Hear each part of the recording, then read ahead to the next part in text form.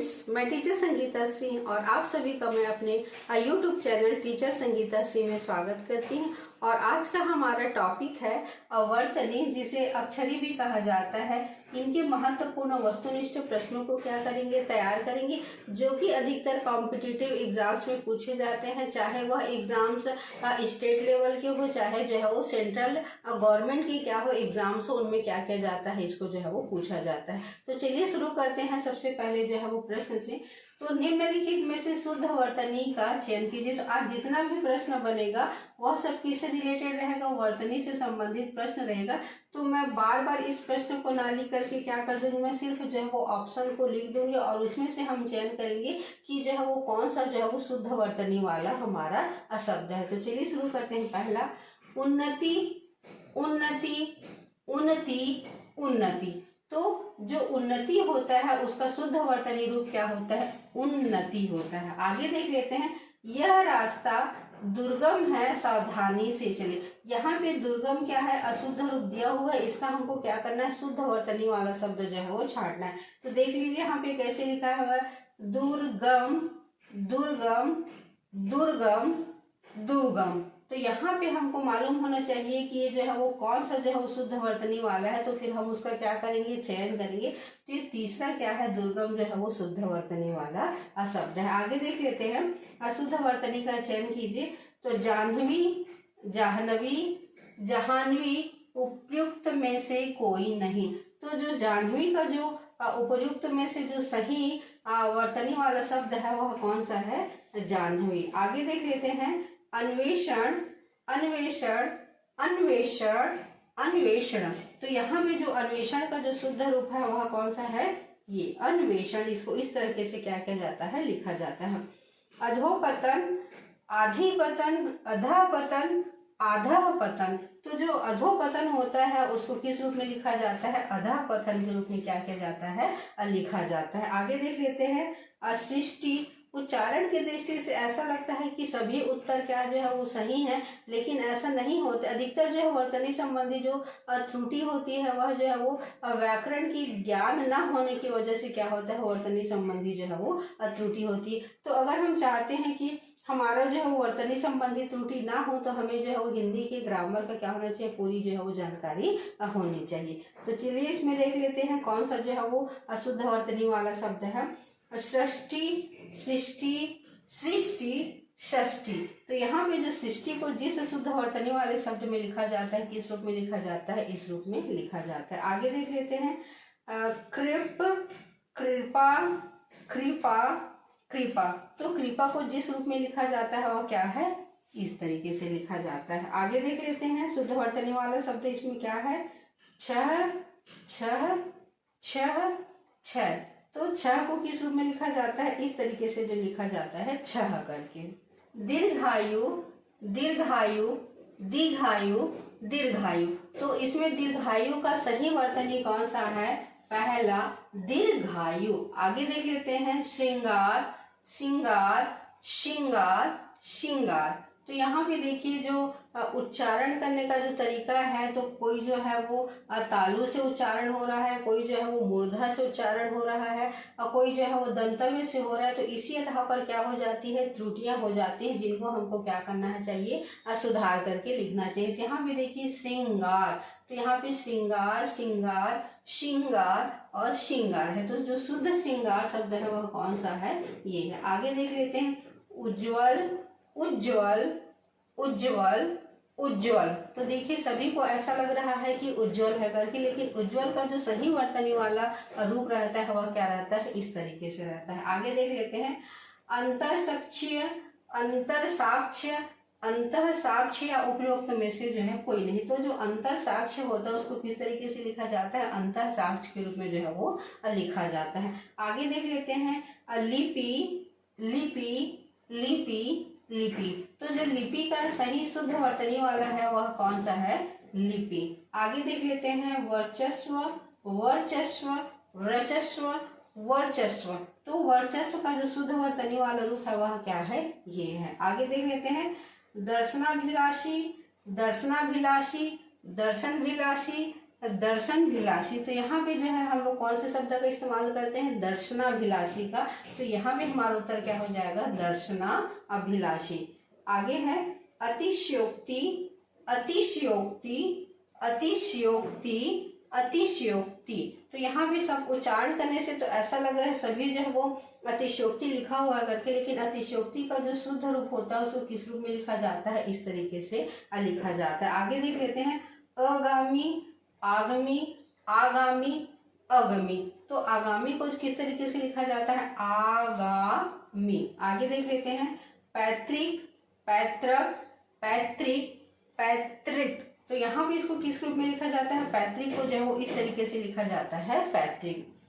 ऐतिहासिक, ऐतिहासिक, ऐतिहासिक, ऐतिहासिक। तो यहाँ पे जो है वो ऐतिहासिक को किस रूप में लिखा जाता है? तो यहाँ पे जो है उच्चारण हमारा ये वाला जो है वो अवर्तनी की दृष्टि से क्या है? शुद्ध है ऐतिहासिक। आगे देखते हैं प्रतिनिधि, प्रतिनिधि, प्रतिनिधि, प्रतिनिधि। सभी उच्चारण की दृष्टि से ऐसे लग रहा है कि सभी क्या लिखा हुआ है? प्रतिनिधि लिखा हुआ है, लेकिन अगर वर्तनी की दृष्टि से देखें तो जो शुद्ध रूप है वह क्या है? प्रतिनिधि। आगे देख लेते हैं अभिव्यक्ति, अभिव्यक्ति को किस रूप में लिखा जाता है? तो सभी को देखिए अभिव्यक्ति, अभिव्यक्ति, अभिव्यक्ति, अभिव्यक्ति। मतलब सबको लगता है ऐसा कि बिल्कुल ही क्या है? शुद्ध वर्तनी वाला है, लेकिन जब हम इसका एकदम सही से उच्चारण करते हैं, साथ ही इसका हम व्याकरण को इसका ध्यान में रखते हैं, तब हम क्या करते हैं? इसका शुद्ध वर्तनी वाला रूप लिख पाते हैं। तो अभिव्यक्ति को किस रूप में लिखा जाता है? इस तरीके से लिखा जाता है। अब देख लेते हैं अवशिष्ट को किस तरीके से लिखा जाता है। सभी यहाँ पर जो है वो अवशिष्ट का ही ऑप्शन दिया हुआ है, लेकिन अवशिष्ट को किस रूप में लिखा जाता है? अवशिष्ट। इस तरीके से क्या किया जाता है? लिखा जाता है। पूजनीय, पूजनीय, पूजनीय, पूजनीय। सभी ऐसे लग रहा है पूजनीय है करके, लेकिन यहाँ पे जो पूजनीय है उसका सही अवर्तनी वाला रूप क्या है? पूजनीय। उपरोक्त, उपर्युक्त, उपर्युक्त, उपर्युक्त। यहाँ पे सब उपर्युक्त करके लिखा हुआ है, लेकिन जो शुद्ध वर्तनी वाला उपर्युक्त है वह क्या है? यह है। कवित्री, कवियत्री, कवियत्री या उपरोक्त में से कोई नहीं। तो जो कवित्री होता है उसका शुद्ध रूप क्या होता है? कवयित्री। आगे देख लेते हैं कुमुदनी, कुमुदुनी, कुमुदिनी, कुमदुनी। तो यहाँ पे जो कुमुदनी का शुद्ध वर्तनी वाला रूप है वह क्या है? कुमुदनी। अस्पृश्यता, अस्पृश्यता, अस्पृश्यता, अस्पृश्यता। तो यहाँ पे जो अस्पृश्यता का जो शुद्ध रूप है वह क्या है? यह है। शताब्दी, शताब्दी, शताब्दी, शताब्दी। तो यहाँ पर जो शताब्दी का शुद्ध वर्तनी वाला रूप है वह क्या है? शताब्दी। परिणति, परिणति, परिणति, परिणित। तो यहाँ पे जो परिणति का शुद्ध रूप है वह क्या है? यह परिणति। द्वंद्व, द्वंद्व, द्वंद्व, द्वंद्व। यहाँ पे जो द्वंद्व समास पढ़ते हैं तो उसी का जो है उसको याद रखिएगा, ये उसी से रिलेटेड है। हम सब क्या करते हैं? अधिकतर जो है वो द्वंद्व करके इस तरीके से लिखते हैं। तो यहाँ पे देखिए हम क्या करते हैं? गलती करते हैं। एक्चुअल में जो है वो द्वंद्व को किस रूप में लिखा जाता है? इस रूप में जो है वो लिखा जाता है। आगे देख लेते हैं ज्येष्ठ, ज्येष्ठ, जेठ, ज्येष्ठ। तो जेठ को किस रूप में लिखा जाता है? ज्येष्ठ के रूप में जो है वो लिखा जाता है। नक्षत्र को शुद्ध वर्तनी रूप में लिखा जाता है, वह कौन सा है? नक्षत्र। आगे देख लेते हैं शारीरिक, शारीरिक। सभी का उच्चारण एक जैसे लग रहा है शारीरिक, लेकिन शारीरिक को शुद्ध वर्तनी के रूप में लिखा जाता है, वह कौन सा है? यह शारीरिक। आगे देख लेते हैं ज्योत्सना, ज्योत्सना, ज्योतिष्ना, ज्योत्सना। तो ज्योत्सना को जो शुद्ध रूप में लिखा जाता है वह क्या है? यह इस तरीके से क्या लिखा जाता है? ज्योत्सना को लिखा जाता है। आगे देख लेते हैं रचयिता, रचयिता, रचयिता, रचयिता। तो यहाँ पे जो रचयिता का शुद्ध वर्तनी वाला रूप है वह कौन सा है? रचयिता। आगे देख लेते हैं संदर्भ, संदर्भ, संदर्भ, संदर्भ। तो यहाँ पे जो संदर्भ है किस रूप में लिखा जाता है, इस तरीके से जो है संदर्भ को लिखा जाता है। आगे देख लेते हैं।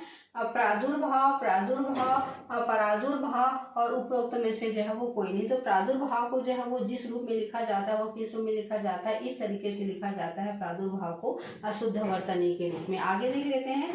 अनुसंधान, अनुसंधान, अनुसंधान, अनुसंधान, सभी अनुसंधान करके उच्चारण हो रहे हैं, लेकिन अगर लेखनी की दृष्टि से देखें तो इसका शुद्ध वर्तनी वाला रूप हमारा क्या हो जाएगा, अनुसंधान। अब देख लेते हैं आगे।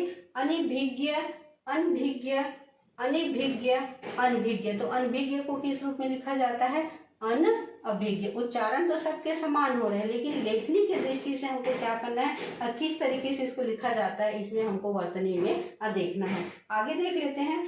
पुनरुत्थान, पुनरुत्थान, पुनरुत्थान, पुनरुत्थान। तो यहाँ पे जो पुनरुत्थान का जो सही वर्तनी वाला रूप है वह क्या है, यह पुनरुत्थान। आगे देख लेते हैं।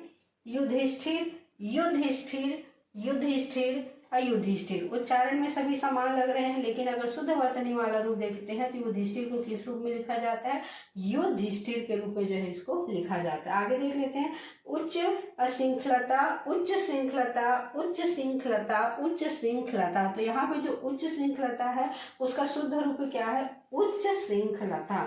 श्रुत, अश्रुत, अस्रोत, स्रोत। तो स्रोत को जिस वर्तनी में लिखा जाता है, किस रूप में लिखा जाता है, स्रोत के रूप में उसको लिखा जाता है। आगे देख लेते हैं। जो संवत होता है, असंवत, संवत, असंवत और संवत। तो किस रूप में लिखा जाता है, संवत को जो है वो संवत करके इस तरीके से जो है वो शुद्ध वर्तनी के रूप में इसको लिखा जाता है। सहस्त्र का जो शुद्ध वर्तनी वाला रूप है वह कौन सा है, सहस्त्र। आगे देख लेते हैं। आरोग्य, आरोग्य, आरोग, आरोग्य। तो आरोग्य का जो शुद्ध वर्तनी वाला रूप है वह क्या है, आरोग्य। शुश्रूषा, शुश्रूषा, शुश्रूषा या उपरोक्त में से कोई नहीं। तो जो शुश्रूषा है उसका शुद्ध वर्तनी वाला रूप क्या होता है, यह होता है शुश्रूषा। आगे देख लेते हैं। जिजीविषा, जिजीविषा, जिजीविषा, जिजीविषा। तो जिजीविषा का जो शुद्ध रूप है वह क्या है, जिजीविषा। आगे देख लेते हैं। व्यक्ति का जो शुद्ध वर्तनी वाला रूप है वह क्या है, व्यक्ति। आगे देख लेते हैं। औपचारिकता को जो शुद्ध वर्तनी के रूप में लिखा जाता है वह किस रूप में लिखा जाता है, औपचारिकता, उपचारिकता, उपचारिकता, औपचारिकता। तो इसे जो है किस रूप में लिखा जाता है, औपचारिकता के रूप में जो है वो या शुद्ध वर्तनी के रूप में इसको लिखा जाता है। ज्ञान को किस रूप में लिखा जाता है, तो ज्ञान, ज्ञान, ज्ञान, ज्ञान। तो ज्ञान को तो बहुत ही सरल है, किस रूप में लिखा जाता है, ज्ञान के रूप में इसको लिखा जाता है। आगे देख लेते हैं। महात्म्य को किस रूप में लिखा जाता है, तो महात्म्य को महात्म्य के रूप में क्या किया जाता है, इसको लिखा जाता है। तो ये था एक छोटा सा वीडियो वर्तनी से संबंधित, और ये सिर्फ एग्जाम्स के दृष्टि से ही नहीं बल्कि हमारे आम जो जीवन में हम इस्तेमाल करते हैं, जहाँ पे हम अशुद्ध शब्दों का इस्तेमाल करते हैं, इसको पढ़ने के बाद हम क्या करेंगे, शुद्ध रूप में क्या करेंगे, बोलने का काम करेंगे। और शुद्ध रूप में बोलेंगे तो हमारी स्वाभाविक बात है, हमारी वर्तनी या लेखनी भी क्या हो जाएगी, सुधर जाएगी। तो एग्जाम्स की दृष्टि से भी इम्पॉर्टेंट है, और साथ ही हमारे जो आम जीवन में है उसके लिए भी क्या है, बहुत ही ज़्यादा यह इम्पॉर्टेंट है। तो आज आप लोगों को क्या मेरा वीडियो कैसा लगा, अगर आप लोगों को क्या मेरा वीडियो अच्छा लगा होगा तो like, comment, share and subscribe कीजिएगा।